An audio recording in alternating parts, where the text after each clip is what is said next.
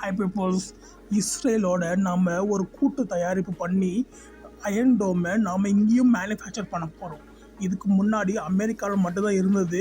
இப்போ இந்தியாவிலையும் இஸ்ரேலோட அயன் டோம் மேனுஃபேக்சர் நடக்குது. அந்த வீடியோ தான் இப்போ நம்ம பார்க்க போகிறோம். வாங்க பார்க்கலாம். இந்த இஸ்ரேலோட Rafael advance defence system company இருக்காங்கல்ல, அவங்க நம்ம ஊர் டிஃபென்ஸ் கம்பெனிங்க கூட பயங்கரமாக பேச்சுவார்த்தை நடத்திட்டு இருக்காங்கப்பா. எதுக்குன்னு பார்த்தா அவங்களோட ஃபேமஸான அயன் டோம் ஏவுகணை சிஸ்டத்தில் யூஸ் பண்ணுற டமீர் இன்டர்செப்டார்ஸை நம்ம இந்தியாவிலேயே வச்சு செய்ய போகிறாங்களாம்.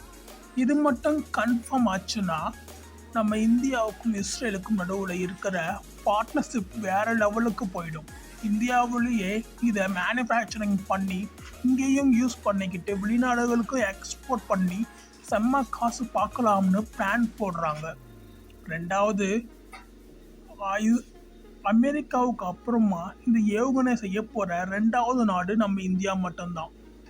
சும்மா அங்கே இருந்து பார்ட்ஸை கொண்டு வந்து இங்கே அசம்பிள் பண்ண போகிறது இல்லை, மமட் டெக்னாலஜியை அப்படியே ஷேர் பண்ணி இங்கேயே ஃபுல்லாக செய்ய போகிறாங்க. ஏதாவது எமர்ஜென்சினா டக்குன்னு சப்ளை பண்ணுறதுக்கும் ஃப்யூச்சர் மிலிட்ரி டெக்னாலஜிக்கும் ஒன்றா சேர்ந்து வேலை செய்ய போகிறாங்களாம். இந்தியா இப்போ உலகத்திலேயே டிஃபென்ஸ் பொருட்களை பயங்கரமாக இம்போர்ட் பண்ணுற ஒரு பெரிய மார்க்கெட். இங்கே வச்சு செஞ்சால் அவங்களுக்கு மேனுஃபேக்சரிங் செலவு ரொம்ப கம்மியாகும்.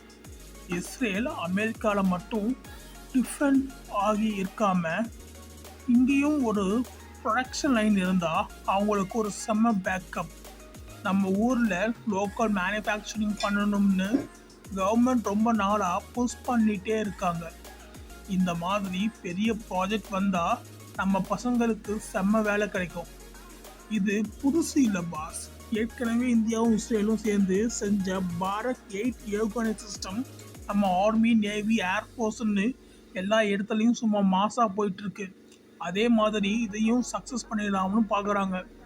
இப்போதைக்கு உலகம் முழுக்க இந்த ஏவுகணை ட்ரோன் எதிர்ப்பு சிஸ்டத்துக்கு பயங்கர டிமாண்ட் இருக்குது. அதனால் ரஃபேல் கம்பெனிக்கு டக்குன்னு செஞ்சு கொடுக்க ஆள் வேணும். பேச்சுவார்த்தை பயங்கரமாக போயிட்டு இருந்தாலும் இன்னும் பிஸியாக சைன் பண்ணல.